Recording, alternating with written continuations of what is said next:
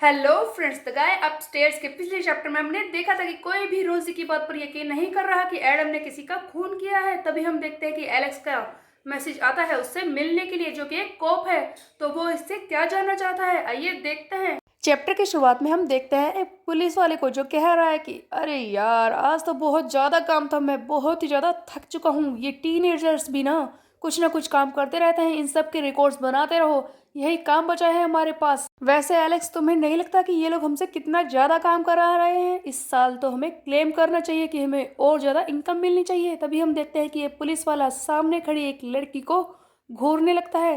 तब ये एलेक्स से कहता है कि देखो एलेक्स, उसे देखो, वो सामने जो होटी है, कैसी लग रही है तुम्हें? मैं तो इसे 10 में से 9 नंबर दूंगा। तुम इस बारे में क्या सोचते हो? उधर हम देखते हैं कि एलेक्स किसी भी बात पर ध्यान नहीं दे रहा, ये सिर्फ अपना काम कर रहा था। उधर वो दूसरा पुलिस वाला कह रहा है कि इसके साथ देखो, एक लड़का भी है, हो सकता है कि ये सिंगल मदर हो सकता है कि हमारा कोई चांस हो। लेकिन एलेक्स इन सब बातों पर ध्यान नहीं देता, वहां से जाने लगता है। तब ये पुलिस वाला कहता है कि तुम क्या कर रहे हो?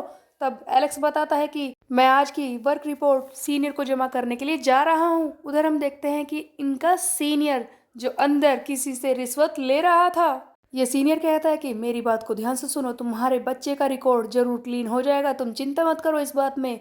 और ये इस रिश्वत को अपने जेब में रख लेता है। एलेक्स बाहर खड़े होकर ये सारी चीजें देख रहा है।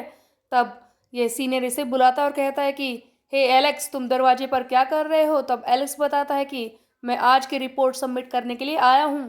तब सीनियर एलेक्स से कहता है कि ठीक है, इस फाइल को शेल्फ पर रख दो, और हाँ, इस बारे में किसी को बताने की हिम्मत मत करना। तुम जानते हो ना कि तुम यहाँ पर नए हो, तुम्हें यहाँ पर किस तरह से काम होता है ये पता नहीं है, इसलिए कुछ भी किसी को बताने की कोशिश मत करना।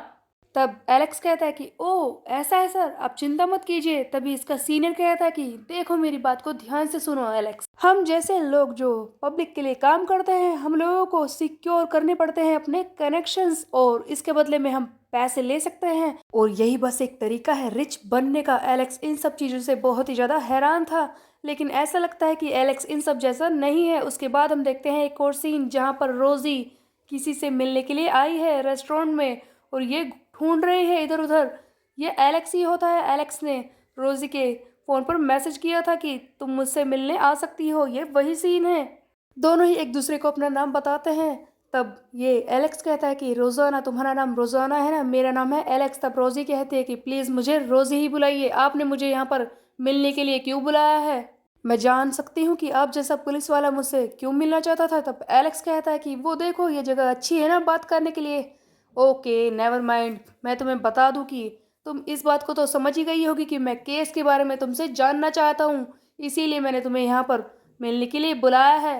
क्या तुम मुझे बता सकती हो कि तुमने उस रात को क्या देखा था? मुझे सारी कहानी जाननी है, और उस एडम बहरी के बारे में भी। फिर हम देखते हैं कि ये रोजी सारी बातों को इस एलेक्स को दोबारा से बताने लगती है कि किस तरह से एडम के घर पर उसने मर्डर होते हुए देखा था। तब रोजी कहती है कि अब क्या आप मेरी बातों पर यकीन कर रहे हैं? जिस पर एलेक्स कहता है कि मेरी बात को ध्यान से सुनो, वैसे मैं तुम्हारी बातों पर पूरी तरह से यकीन नहीं कर रहा, 50-50 चांस है, लेकिन इस बात को गलत मत समझना, क्योंकि तुम ज़्यादा ट्रस्ट वर्दी नहीं हो। क्योंकि जब तुमने ये सारा इंसिडेंट होते हुए देखा था, उस वक्त तुमने एक मेडिसिन ले रखी थी, वो पता नहीं किस चीज़ की थी, इसलिए तुम पर विश्वास नहीं किया जा सकता। तब रोजी कहती है अगर ऐसा है तो आपने मुझे यहाँ पर मिलने के लिए क्यों बुलाया? अगर आपने ये सारी कहानी मुझसे दोबारा जानी है, इसका मतलब आपको इन बातों पर विश्वास है। तब ये एलेक्स कहता है कि तुम तो काफ़ी शार्प हो। हाँ, मैंने तुम्हें इसीलिए बुलाया है, लेकिन क्लूज सबसे बड़ी बात है, क्लूज। तब रोजी कहती है कि क्या क्लूज? तब एलेक्स कहता है कि हाँ, देखो, मैं इस केस को सॉल्व करने के लिए डेस्परेट हूँ, लेकिन मेरे पास कोई भी क्लू नहीं है। इसे सॉल्व करने के लिए, किसी को भी सॉल्व करने के लिए एक प्रूफ की जरूरत पड़ेगी। तब रोजी कहती है कि क्या केस? क्या कोई केस है? लेकिन आप किस बारे में बात कर रहे हैं? तब एलेक्स बताता है कि हाँ, ये एक केस है, मर्डर केस। तुम्हें पता है मेरी छोटी बहन जो 3 साल पहले गायब हो गई थी, मैंने उसे कितना ढूंढा, लेकिन ऐसा लगा कि वो हवा में कहीं गायब हो गई थी, उसका नामो निशान तक मुझे नहीं मिला। तुम्हें पता है उसे ढूंढते वक्त मैंने ना जाने कितनी जॉब पर ध्यान नहीं दिया, कई बार मुझे यहाँ से वहाँ जाना पड़ा, लेकिन कुछ भी मेरे हाथ नहीं लगा। तब मुझे रियलाइज़ हुआ कि जो जॉब मैं कर रहा हूँ उससे मैं अपनी बहन को ढूंढ नहीं पाऊंगा, और फिर मैंने ठान लिया कि मैं पुलिस फोर्स में भर्ती हो जाऊंगा, ताकि मैं अपनी बहन को आसानी से ढूंढ सकूं, लेकिन ऐसा लगता है कि ये भी मेरे किसी काम नहीं आया। मुझे तो लगा था कि पुलिस फोर्स में आने के बाद मुझे बहुत सारे क्लूज मिल सकते हैं, मैं आसानी से अपनी बहन को ढूंढ सकता हूँ, लेकिन यहाँ पर आने के बाद मुझे बस एक ही चीज़ दिखी, वो था करप्शन। वहाँ पर कोई काम करने को तैयार ही नहीं है। सच बताऊँ तो अब तो मैं ये भी मानने को तैयार हूँ कि मेरी बहन मर चुकी है, 3 साल बहुत होती हैं, और मैं ये चीज़ एक्सेप्ट करने को तैयार था। लेकिन कल तुम पुलिस स्टेशन आई और तुमने मुझे वो फोटो दिखाई। मैं जानता हूँ कि वो लड़की एंजेलिना चुआ जिसकी फोटो तुमने मुझे दिखाई थी, मैं जानता हूँ कि वो मेरी बहन नहीं है, लेकिन वो बिल्कुल मेरी बहन की जैसी ही दिखती है। उसके बाल, उसकी स्किन, उसका स्टाइल बिल्कुल मेरी बहन के जैसा ही है। मैं अच्छी तरह से जानता हूँ कि वो मेरी सिस्टर बिल्कुल भी नहीं हो सकती, बट वो बिल्कुल उसी की तरह ही दिखती है। उसका स्टाइल बिल्कुल उसी की तरह ही है। ये दोनों केस आपस में रिलेटेड है, और मैं इसीलिए इस केस के पीछे पड़ा हूँ ताकि मेरी बहन का कोई क्लू मुझे मिल जाए। ये सारी बातें सुनकर रोजी हैरान रह जाती है कि क्या कोई और लड़की भी थी जो इस एंजेलिना से पहले मारी गई थी, इसकी सिस्टर। तब ये एलेक्स कहता है कि मेरी बात को ध्यान से सुनो, तुम क्या सोच रही हो, मैं जानता हूँ कि इस कंट्री में लॉन्ग हेयर, इस तरह की फिजिक, ये सारी चीज़ें कॉमन नहीं है। ज़्यादातर लड़कियां इस तरह से स्टाइल नहीं करती है इस कंट्री में, बट मेरे पास कोई क्लू नहीं है इस केस का। मैं क्लूलेस हूँ, इसीलिए कुछ कह नहीं सकता। एनीवे, तुम्हें पता है मुझे एक नई कॉन्फिडेंशियल रिपोर्ट मिली है अपने बॉस से। उन्होंने मुझसे एक सच छुपाने को कहा, उसके बदले में मैंने उनसे ये सबूत लिया है। तुम्हें पता है इस मई के महीने में यहाँ पर 3 लड़कियां गायब हुई हैं जो बिल्कुल एक ही तरह की दिखती हैं। इनके बाल देखो, इनकी स्किन देखो, इनका स्टाइल भी बिल्कुल एक ही तरह का है। और जब मैंने इनकी लिस्ट को इस तरह से नोटिस किया तब मुझे समझ में आया कि ये तीनों ही लड़कियां बिल्कुल मेरी बहन की तरह ही दिखती हैं। इनकी फिजिक, इनके स्टाइल बिल्कुल उसकी तरह ही दिखते हैं। तब रोजी फाइनली नोटिस करती है कि एक ही जैसी दिखने वाली कई सारी लड़कियां गायब हो रही हैं। तो इसका मतलब ये है कि वो एडम बहरी एक सीरियल किलर है और इस पर्टिकुलर स्टाइल की तरह दिखने वाली लड़कियों को वो मार रहा है। तब एलेक्स कहता है कि हाँ, ये थ्योरी सच हो सकती है। देखो, ये इम्पॉसिबल नहीं है कि वो एक जैसी दिखने वाली लड़कियों को मार रहा है। तुमने मुझे उसके बारे में जो कुछ बताया है उससे तो बिल्कुल यही लगता है, लेकिन मेरे पास उसके खिलाफ सबूत नहीं है। तब रोजी सोचने लग जाती है कि हाँ, इस बात में सेंस बनती है। जब उस रात मैंने उस आदमी को देखा था, वो कितना खौफनाक था। उसने एंजेलिना पर एकदम से चाकू चला दिया था। उसे ऐसा करते वक्त बिल्कुल भी हेजिटेशन नहीं हुई थी। इसका मतलब यही साफ है कि ये काम वो सालों से करते हुए आया है। ऐसे काम को करने में वो यूज टू है, इसीलिए तो वो इस काम को करते हुए डरा नहीं।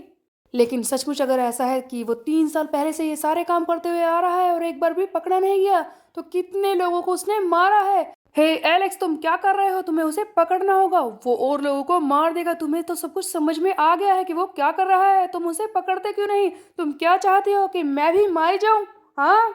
तब एलेक्स कहता है कि मेरी बात को ध्यान से सुनो, ऐसा मैं नहीं कर सकता क्योंकि मैं एक कोप हूं, तो मैं किसी को भी अरेस्ट करके जेल में नहीं डाल सकता हूँ। एंड वो एडम बहरी, उसके खिलाफ तो कोई सबूत ही नहीं है, वो एकदम क्लीन है। उसने तो रोड को ओवरटेक करना, ट्रैफिक सिग्नल को क्रॉस करना, इस तरह के क्राइम भी नहीं किए हैं। तब रोजी कहती है, इस बात से आपका क्या मतलब था?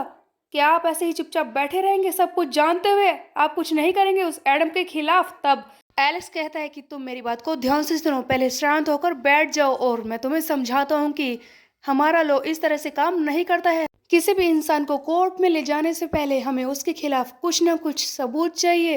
एंड इसके अलावा किसी भी इंसान के खिलाफ एक क्रिमिनल फाइल बनाने के लिए भी हमें एक स्ट्रॉन्ग प्रूफ की ज़रूरत है।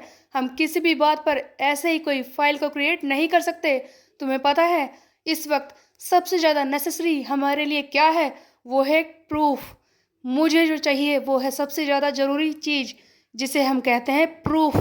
क्या तुम मुझे वो लाकर दे सकती हो? जैसा कि एलेक्स ने कहा कि एडम बहरी एक सीरियल किलर है और वो एक ही जैसी दिखने वाली लड़की को चुनता है और उन्हें मार देता है, जिनमें से एक उसकी बहन भी हो सकती है जो 3 साल पहले गायब हुई थी। तो क्या सचमुच रोजी इस एडम बहरी के खिलाफ सबूत ला पाएगी? इस कोप की मदद से उसे पकड़वा पाएगी?